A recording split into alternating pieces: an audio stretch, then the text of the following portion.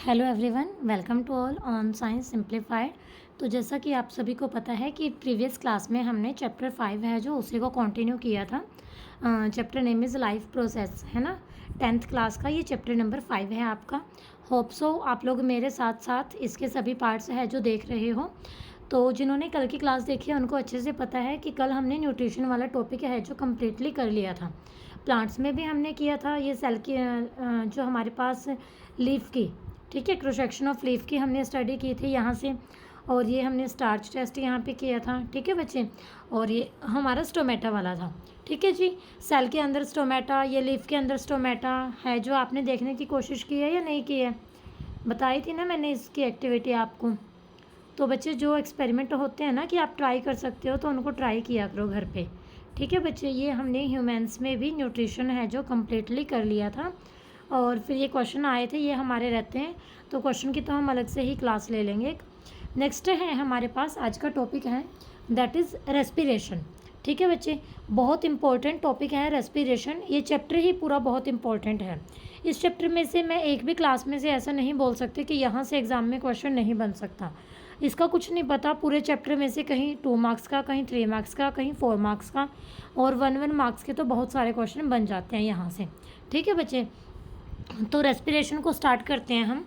तो रेस्पिरेशन को स्टार्ट करने से पहले आप एक वर्ड सोचो, रेस्पिरेशन से ही रिलेटेड होता है जो थोड़ा बहुत, दैट इज़ ब्रीथिंग।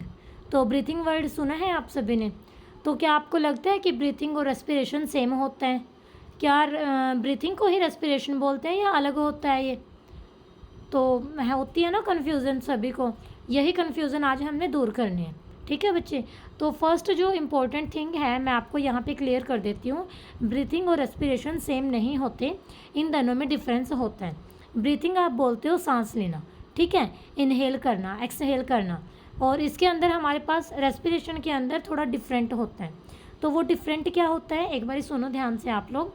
जो ब्रीथिंग होता है, ब्रीथिंग में मेनली हम ये बोलते हैं कि ऑक्सीजन हमने ली, ठीक है, हमने एनवायरनमेंट से ऑक्सीजन ली, हमारी नोज़ माउथ से होते हुए वो लंग्स तक पहुंच गई, हमारी लंग्स को ऑक्सीजन की सप्लाई हो गई है, दैट इज़ कॉल्ड ब्रीथिंग। और रेस्पिरेशन की अगर बात करते हैं, रेस्पिरेशन में क्या होता है, वो जो आपकी ऑक्सीजन है वो सिर्फ लंग्स तक नहीं रहेगी, वो ऑक्सीजन है जो उसकी आगे सप्लाई की जाएगी, ठीक है। ऑक्सीजन आपकी आगे सेल तक जाएगी और फिर सेल उसको यूटिलाइज़ करेगा, ठीक है बच्चे। पूरे चैप्टर में हमने यही चीज़ करनी है। लास्ट में हमारा ग्लूकोज वो होता है ना, उसको ब्रेक डाउन करते हैं, फिर यूटिलाइज़ किया जाता है, तो दैट इज़ कॉल्ड रेस्पिरेशन। तो रेस्पिरेशन और ब्रीथिंग में क्या डिफरेंस होता है, होप सो अब आपको समझ आ गया होगा, ठीक है बच्चे। तो यहाँ पे ये दिखा रखा है, देखो एक्टिविटी दिखा रखी है ये। यहाँ पे ये हमें बताना चाह रहा है इस एक्टिविटी के थ्रू कि जो कार्बन डाइऑक्साइड होती है एयर के अंदर वो हम बाहर निकालते हैं, वो एक्सपेरिमेंट है ये कि वो कैसे निकलती है, ठीक है। तो वो थोड़ा सा इस सिरिंज की हेल्प से दिखाना चाह रहा है हमें यहाँ पे। सिरिंज बोल लो या फिर जैसे पिचकारी आप लोग यूज़ करते हो। तो देखो एक्टिविटी में क्या लिखा है इसने, हमने ना लाइम वाटर लेना है टेस्ट ट्यूब के अंदर थोड़ा सा, और हमने क्या करना है, air blow through this lime water, ठीक है, बाहर की साइड से थोड़ा सा यहाँ पे एयर ब्लो करनी है। अब हमने ये देखना है कि जो लाइम वाटर है उसको मिल्की होने में पहले तो कितना टाइम लगेगा। आप इसके लिए सिरिंज या पिचकारी ले सकते हो एयर को पास करने के लिए, ठीक है बच्चे। तो ये दिखा रखा है जैसे ट्यूब से एयर पास करो या फिर पिचकारी से करो, ठीक है जी। अब हमने ये देखना है कि लाइम वाटर को मिल्की होने में कितना टाइम लगेगा, और ये हमें क्या बताता है कि कितने कार्बन डाइऑक्साइड है जो एयर के अंदर है जो हमने बाहर निकालनी है, ठीक है बच्चे। उसके बाद ये फ्रूट जूस के साथ बता रखा है, ये फर्मेंटेशन वाली होती है मतलब हमारे पास। तो यहाँ पे क्या है बच्चे, सबसे पहले हमारे पास फर्स्ट जो पैराग्राफ है इसमें क्या लिखा है, देखो हमने लास्ट सेक्शन में न्यूट्रिशन का अच्छे से डिस्कस कर लिया है, ठीक है। वो मैं क्यों बता रही हूँ, क्योंकि वहाँ पे जो भी हमने फूड मटेरियल लिया था न्यूट्रिशन के ड्यूरिंग, सेल ने उसका यूज़ किया, किसके लिए यूज़ किया, सेल ने उसका एनर्जी प्रोवाइड करने के लिए। अब एनर्जी की ज़रूरत क्यों है, जिंदा रहने के लिए, लाइफ प्रोसेस के लिए, ठीक है बच्चे। तो ये हमने देखा है कि अलग अलग ऑर्गेनिज्म उसको अलग अलग तरीके से करते हैं, ठीक है। अब इसमें अलग अलग मेथड क्या होंगे वो सुनो आप लोग।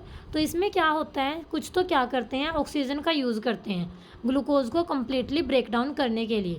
ग्लूकोज होता है जो क्या होता है C6H12O6। तो ग्लूकोज आपका एक 6 कार्बन मॉलिक्यूल होता है। ग्लूकोज क्या होता है आपका 6 कार्बन मॉलिक्यूल। तो देखो कुछ ऑर्गेनिज्म तो क्या करते हैं, ऑक्सीजन का यूज़ करते हैं और ग्लूकोज को ब्रेक डाउन करते हैं। किसके अंदर ब्रेक डाउन करेंगे, वो कार्बन डाइऑक्साइड एंड वाटर के अंदर, ठीक है।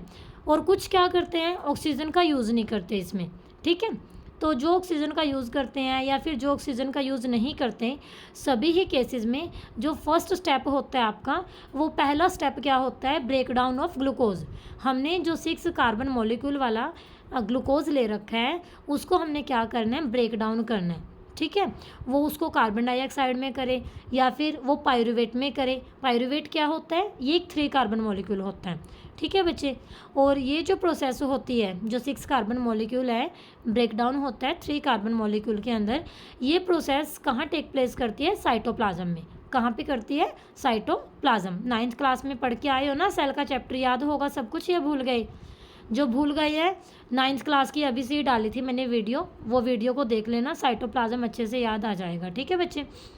अब जो पायरुवेट है 3 कार्बन मॉलिक्यूल, ये 3 कार्बन नहीं रहता, ये भी फर्दर टूटता है। किस में टूटेगा ये, इथेनॉल में। इथेनॉल क्या होता है, अल्कोहल की कैटेगरी में हम डिफाइन करते हैं इथेनॉल को। इथेनॉल भी आपका 2 कार्बन मॉलिक्यूल होता है, ठीक है। इथ वर्ड इसीलिए लगा है, 2 कार्बन होती हैं इसमें, और साथ में क्या निकलती है, कार्बन डाइऑक्साइड, ठीक है बच्चे।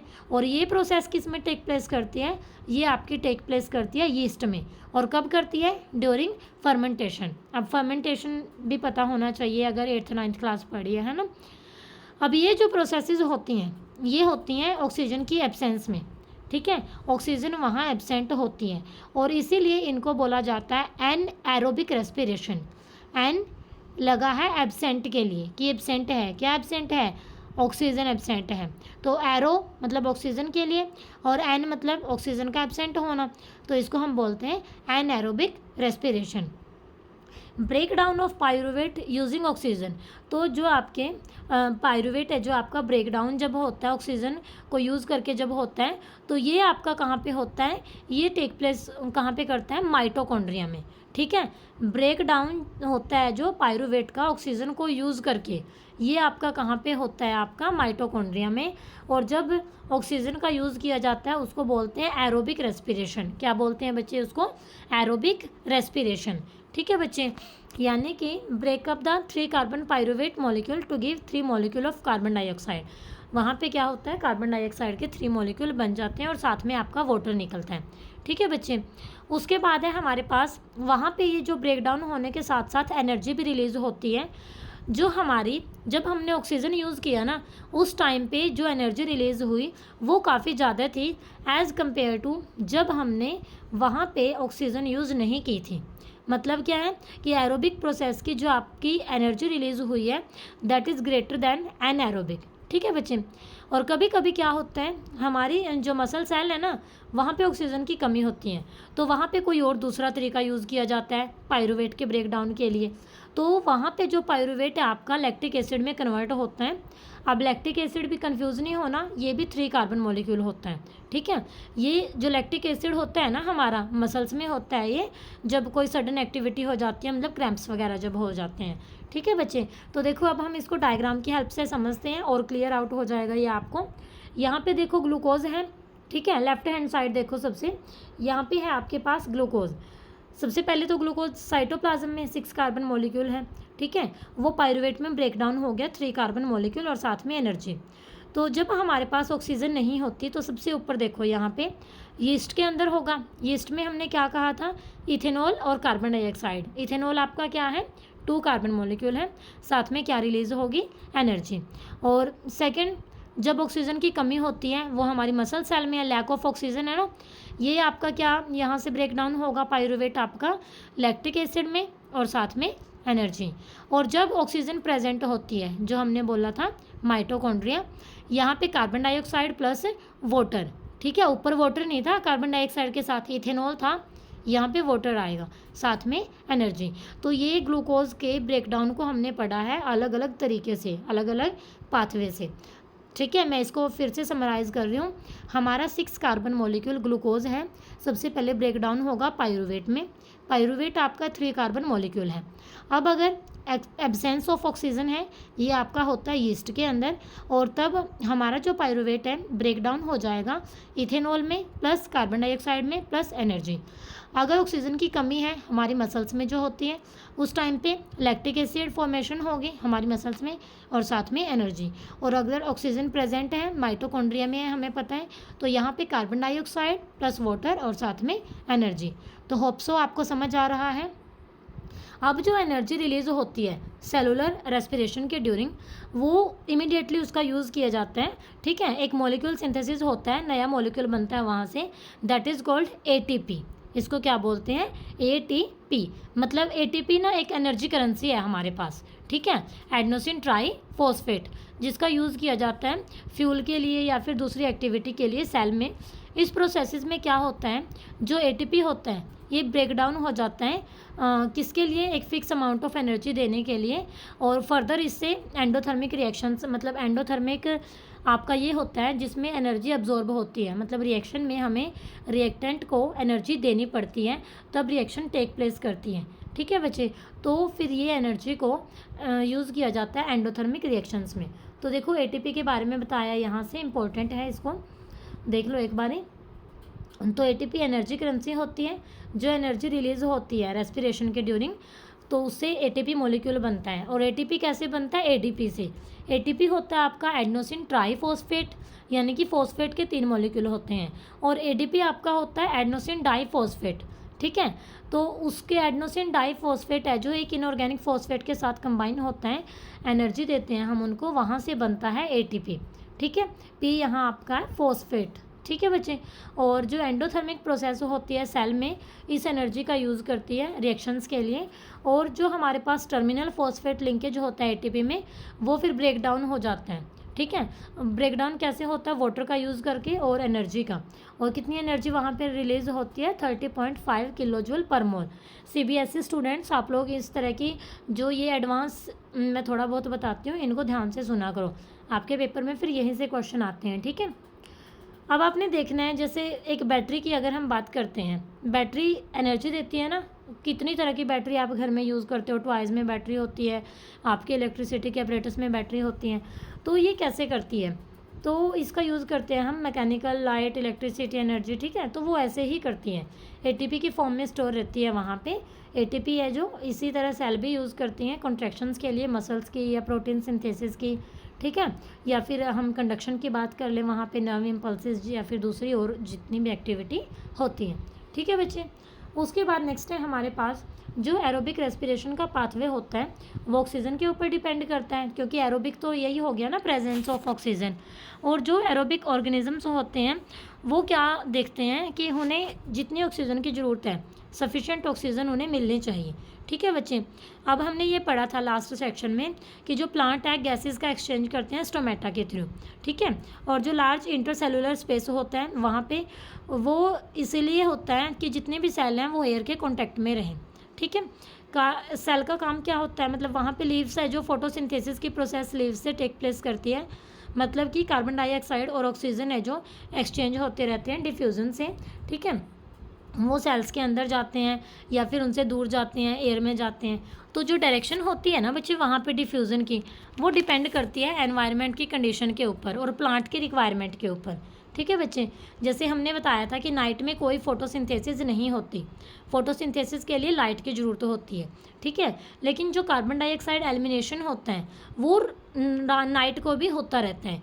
दिन में कार्बन डाइऑक्साइड जनरेशन होता है, ठीक है, और रेस्पिरेशन में हम उसको यूज़ कर लेते हैं, फोटोसिंथेसिस वहाँ पे हो रही है, और वहाँ पे फिर कोई कार्बन डाइऑक्साइड रिलीज़ भी नहीं हो रही। ठीक है, इसी की बजाय ऑक्सीजन रिलीज़ होती है इस टाइम पे, मतलब। ठीक है बच्चे, जो एनिमल होते हैं वो क्या करते हैं, उनमें डिफरेंट ऑर्गन होते हैं ऑक्सीजन को अपटेक करने के लिए, मतलब ब्रीथिंग के लिए। ठीक है, और कार्बन डाइऑक्साइड को प्रोड्यूस करने के लिए। जैसे अगर मैं टेरेस्ट्रियल एनिमल्स की बात करूं, animal that live on land, ठीक है, वो ऑक्सीजन यूज़ करते हैं कौन सी? जो हमारे एटमॉस्फेयर में है। लेकिन जो वाटर में रहते हैं वो कौन सी यूज़ करते हैं? ऑक्सीजन जो डिज़ोल्व है वाटर के अंदर। ठीक है बच्चे, तो वो उसका यूज़ करते हैं। अब देखो यहाँ पे जो ऑक्सीजन डिज़ोल्व होती है वाटर के अंदर, उसकी जो कंसंट्रेशन है वो लो होती है एज़ कम्पेयर टू जो ऑक्सीजन एयर के अंदर प्रेजेंट है। ठीक है, तो जो रेट ऑफ ब्रीथिंग होता है ना एक्वाटिक ऑर्गेनिजम्स का, वो ज़्यादा फास्टर होता है as compare to terrestrial organism. ठीक है, जो फिशेस होती हैं, मछली होती हैं, पानी में जो डिज़ोल्व है ऑक्सीजन उसको लेती हैं अपने माउथ से।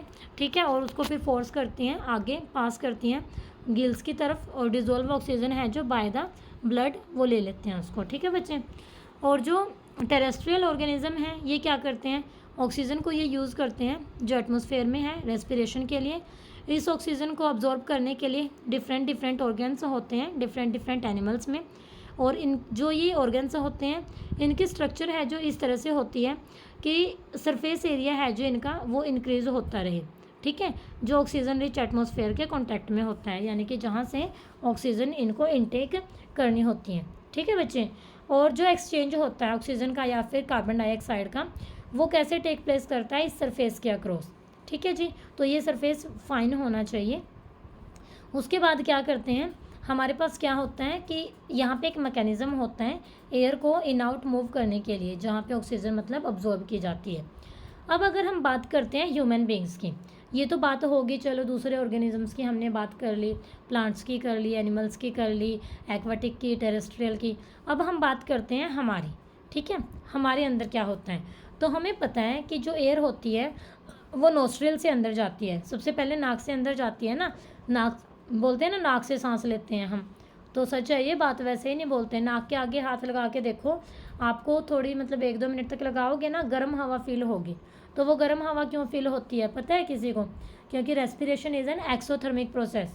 एक्सोथर्मिक मतलब यहाँ पे एनर्जी रिलीज होती है हीट की फॉर्म में। ठीक है, और आई थिंक ये 10th क्लास आपका फर्स्ट चैप्टर का क्वेश्चन है, explain how respiration is an exothermic process. ठीक है बच्चे, तो अगर ध्यान से देखो तो चैप्टर्स में आपस में सारी चीज़ें लिंक होती हैं, कनेक्ट करना सीखा करो, इससे ज़्यादा आपकी नॉलेज है जो एनहांस होगी। तो यहाँ पे क्या कर रहे थे, देखो बच्चे, हम एयर है जो बॉडी में कैसे एंटर करती है, नोस्ट्रिल से। ठीक है, यानी कि नाक में जाती है, वहाँ से वो फिल्टर हो जाती है, वहाँ पे जो हेयर होते हैं। ठीक है, और जो पैसेज होता है वहाँ पे लाइनिंग किसके साथ होती है, म्यूकस के साथ, वो इस प्रोसेस में हेल्प करता है। फिर वो एयर थ्रोट में जाएगी और थ्रोट से फिर वो लंग्स में जाएगी। ठीक है, और जो थ्रोट होता है ना, यहाँ पे रिंग्स ऑफ कार्टिलेज होती हैं। ठीक है, रिंग्स ऑफ कार्टिलेज क्यों होती हैं, क्योंकि जो एयर जब पास करती है तो वो कोलैप्स ना हो आपस में, वो आपस में चिपके ना, क्योंकि अगर वो चिपक जाती है तो बहुत प्रॉब्लम होती है, क्योंकि जो आपका कार्टिलेज है उसके बैक साइड यूसोफेगस होता है, और फिर अगर वो चिपक जाती हैं तो यूसोफेगस आपका डैमेज हो जाता है, वहाँ पे ब्लीडिंग वगैरह होने के चांस भी रहते हैं। तो देखो अब हम इसको डायग्राम से समझते हैं, एक बारी डायग्राम की तरफ देखो। पेपर में अगर आपका ह्यूमन रेस्पिरेटरी का क्वेश्चन आता है तो वहाँ पे आपने यही डायग्राम बनाना है।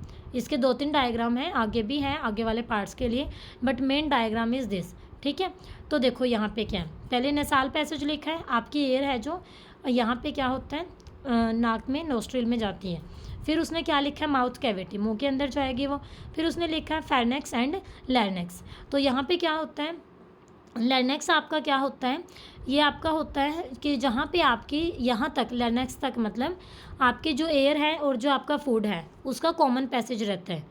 ठीक है, कई बार ये आपको बोलते हैं ना कि खाना ध्यान से खाना चाहिए, वो एयर वाली पाइप में ना चला जाए, क्योंकि एक पाथ एक मतलब पॉइंट होता है जहाँ तक पाथ कॉमन होता है, उसके बाद जाके डिफ्रेंशिएट होता है। ठीक है बच्चे, तो लैरिंक्स आपका वही पॉइंट होता है, वहाँ पे ये देखो दिखा रखा है ना, ये यहाँ पे सिंगल है ये, उसके बाद जाके वो आगे डिवाइड होता है, वो बैक साइड होता है आपका, यहाँ फ्रंट में नहीं दिखा रखा वो, क्योंकि यहाँ पे हमने रेस्पिरेशन वाले पार्ट फ्रंट में देखने थे। ठीक है, उसके बाद है ये rings of cartilage. Rings of cartilage देखो कैसे स्ट्रक्चर है इनकी। ठीक है, तो ताकि ये कोलैप्स ना हो जब एयर यहाँ से पास करे। रिंग्स ऑफ कार्टिलेज से होते हुए एयर है जो कहाँ जाएगी, आपकी लंग्स में जाएगी। लंग्स में आपके ब्रोंकाई, और ब्रोंकाई जब नंबर ऑफ ब्रोंकाई कंबाइन होते हैं ब्रोंक्यूल से। ठीक है, और यहाँ पे एल्वेली जो हमारा मेन पार्ट है, यहाँ पे रेस्पिरेटरी ब्रोंकोल्स जो जिसको हम बोलते हैं। ठीक है, और ये रिब्स होता है, रिब्स का मतलब क्या है, जिसके अंदर आपके लंग्स है जो प्रोटेक्टेड होते हैं। ठीक है, लंग्स है जो उसको भी प्रोटेक्टेड रखना पड़ता है ना, क्योंकि कई बार क्या होता है एकदम से आपको कोई चोट लग जाए तो सीधा आपके लंग्स डैमेज नहीं हो जाएंगे। लंग्स इतना इंपॉर्टेंट पार्ट है, इतना मतलब इम्पोर्टेंट ऑर्गन है हमारी बॉडी का। तो लंग्स को सेफ रखने के लिए रिब्स के अंदर रखा जाता है, रिब्स एक कवरिंग होती है। और फिर है डायफ्राम। जो डायफ्राम है नीचे वो ये आपका रेड कलर का ही है, ठीक है, ये जो है रेड कलर का जहाँ एरो लगा है। डायफ्राम आपका क्या है, एक मसल है। इसकी जो वर्किंग है जब एयर आती है उसके साथ होती है कि डायफ्राम हमारा कैसे वर्क करता है एयर के साथ। चलो देखो इसको एक बारी और थ्योरी इसकी इंग्लिश में सुन लो, अभी मैंने थोड़ा हिंदी में तो आपको बता दिया, एक बारी और डिटेल में सुन लो इसको। तो यहाँ पे क्या होता है बच्चे, with in the lungs the passage divide into smaller and smaller tubes. जैसे ना लंग्स के साथ साथ जो पाथ होता है, रास्ता होता है, स्मॉल ट्यूब्स में डिवाइड होता रहता है और फाइनली टर्मिनेट हो जाता है एल्वली के अंदर। ठीक है, एल्वली क्या है, जैसे एल्वोलस सिंगुलर है, एल्वली क्या है, नंबर ऑफ एल्वोलस। ठीक है, एल्वली का काम क्या है, सरफेस प्रोवाइड करती है ये गैस के एक्सचेंज के लिए। ठीक है, और जो एल्वली की वॉल्स होती हैं इनके अंदर ब्लड वेसल्स का नेटवर्क होता है, ब्लड वेसल्स का जाल बिछा होता है। ठीक है बच्चे, तो आपको पता है कि जब हम ब्रीथ इन करते हैं हमारे जो लिप्स हैं वो लिफ्ट होते हैं, उठते हैं वो, फिर फ्लैटनड होते हैं। ठीक है, फ्लैटन क्या होता है, हमारा डायफ्राम जो अभी नीचे दिखाया था। और जो चेस्ट कैविटी है हमारी वो लार्जर हो जाती है। बोलते हैं ना कि सांस लेते हैं तो ऐसे जो हमारे लंग्स होते हैं एकदम से ऊपर की तरफ उठते हैं वो। ठीक है बच्चे, और जब लंग्स आपके लिफ्ट होते हैं तो आपका जो डायफ्राम है वो फ्लैट हो जाता है, समतल हो जाता है, प्लेन हो जाता है, और चेस्ट कैविटी आपकी लार्जर बन जाती है because air is going inside. और इसकी वजह से एयर है जो आपकी लंग्स में सक होती है, और एल्वली हैं जो आपकी फिल होने के बाद एक्सपेंड हो जाती हैं, फूल जाती हैं। और जो ब्लड रिंग्स थी आपकी, ठीक है, वो क्या करेंगी, जो कार्बन डाइऑक्साइड होगी रेस्ट ऑफ द बॉडी से रिलीज़ करेंगी एल्वली के अंदर। तो सिर्फ ऑक्सीजन ने अंदर नहीं जाना, कार्बन डाइऑक्साइड ने भी बाहर निकलना है, ये बात भी याद रखो। ठीक है, तो जो ब्लड रिंग्स होगी आपकी वो क्या करेंगी, कार्बन डाइऑक्साइड को लेंगी रेस्ट ऑफ बॉडी से, एल्वली के अंदर रिलीज़ कर देंगी, और जो ऑक्सीजन है आपकी एल्वोलर एयर में उसको ब्लड लेगा ब्लड वेसल से और ट्रांसपोर्ट कर देगा टू ऑल द सेल्स। ठीक है, यही तो मेन डिफरेंस था ब्रीथिंग और रेस्पिरेशन में। ब्रीथिंग ने लंग्स तक एयर पहुंचा दी, आगे का जो काम है वो रेस्पिरेशन की कैटेगरी के अंदर, मतलब यही डिफ्रेंशिएटिंग पॉइंट है। तो जो ब्रीथिंग साइकिल होता है वहाँ पे एयर इन एंड आउट होती है, लंग्स के अंदर एक मतलब रेजिड्यूल वॉल्यूम होता है एयर का, सफिशिएंट टाइम होता है ऑक्सीजन को अब्जॉर्ब करने के लिए या फिर कार्बन डाइऑक्साइड को रिलीज़ करने के लिए, बाहर निकालने के लिए। ठीक है बच्चे, अब देखो अगर हम बात करते हैं बॉडी साइज़ की, जो बॉडी साइज़ है एनिमल का लार्ज है, तो डिफ्यूज़न प्रेशर मतलब अकेला है जो ऑक्सीजन की डिलीवरी नहीं कर सकता सभी पार्ट्स में। उसके बजाय क्या होता है, जो रेस्पिरेटरी पिगमेंट हैं वो ऑक्सीजन लेते हैं एयर से लंग्स में, और इसको टिश्यू हैं जो कैरी करते हैं। कहाँ पे कैरी करेंगे, वो कहाँ पर लेके जाएंगे, जहाँ पर ऑक्सीजन की कमी होती है, ठीक है, वहाँ पे रिलीज़ कर देंगे। और जो ह्यूमन बींग्स की अगर बात करते हैं तो रेस्पिरेटरी पिगमेंट यहाँ पे हीमोग्लोबिन होता है, और इसमें क्या होता है, हाई एफिनिटी होती है ऑक्सीजन लेने के लिए। और ये जो पिगमेंट होता है ये कहाँ प्रेजेंट होता है, ये प्रेजेंट होता है आरबीसी में, रेड ब्लड्स कॉर्पसेल्स में। ठीक है, और कार्बन आरबीसी का ही काम है उसको लेके जाना आगे। ठीक है, तो जो कार्बन डाइऑक्साइड है वो मोर सोल्यूबल है वाटर में ऑक्सीजन की बजाय, तो मोस्टली जो ट्रांसपोर्ट होती है वो डिज़ोल्व फॉर्म में ही होती है, घुली हुई फॉर्म में ही होती है वो। ठीक है बच्चे, उसके बाद यहाँ से ये क्वेश्चन आंसर हैं आपके, यहाँ पे देखो बीच बीच में भी मैंने छोड़ दिया, ये आपकी एक्स्ट्रा नॉलेज के लिए था, एक और आया था ऊपर, ये सभी हम ज़रूर देख लेते हैं, बहुत इंपॉर्टेंट चीज़ें होती हैं ये, मोर टू नो भी, ये तो चलो कोई नहीं नॉर्मल है। यहाँ पे देखो, smoking is injurious to health, सभी को पता है ना स्मोकिंग है जो बहुत इंजर्स है। नहीं पता तो अब सुन लो, और अपने पेरेंट्स को ज़रूर बताना जिनके पेरेंट्स स्मोकिंग करते हैं, या फिर आपकी गली में मोहल्ले में कोई भी एल्डर है, कोई भी मतलब अंकल हैं जो स्मोकिंग करते हैं, तो आपने उनको ज़रूर बच्चे मोटिवेट करना है, ज़रूर बताना है कि स्मोकिंग है जो हमारी हेल्थ के लिए कैसे इंजर्स हैं, कैसे नुकसानदायक है। जो लंग कैंसर होता है वो सबसे कॉमन रीज़न है डेथ होने का, मरने का हमारे संसार में। क्योंकि क्या होता है बच्चे, जो हमारा अपर पार्ट होता है रेस्पिरेटरी ट्रैक का, ठीक है, उसमें क्या होता है, हेयर लाइक स्ट्रक्चर होती है जिसको सीलिया बोलते हैं। इस सीलिया का काम क्या होता है, जर्म्स को, डस्ट को, या फिर जो नुकसान देने वाले पार्टिकल होते हैं उनको निकालना। ठीक है, और स्मोकिंग जब करते हैं तो ये इन हेयर को वो डिस्ट्रॉय कर देती है, ख़त्म कर देती है। इसकी वजह से जो जर्म्स हैं, डस्ट है, स्मोक है या फिर दूसरे हार्मफुल केमिकल हैं वो लंग्स के अंदर एंटर कर जाते हैं। और लंग्स के अंदर ये सारी चीज़ें जब एंटर कर गई तो प्योर एयर कहाँ से वो रहेगी, ठीक है। इसकी वजह से इन्फेक्शन होता है, कफ होता है, इवन लंग कैंसर भी होता है, which is major cause of death in our world, ठीक है बच्चे। और उसके बाद है if the alveolar surface were spread out, ठीक है, जो एल्वोलर सरफेस है हमारा, अगर वो फैल जाता है, मतलब कितना फैल जाता है, ये कितना कवर करता है 80 मीटर स्क्वायर एरिया को, तो आप क्या सोचते हो आपकी बॉडी के अंदर इतना सरफेस एरिया है क्या, इतना मतलब एक्सचेंज ऑफ गैसेस पॉसिबल हो पाएगा वहाँ पे।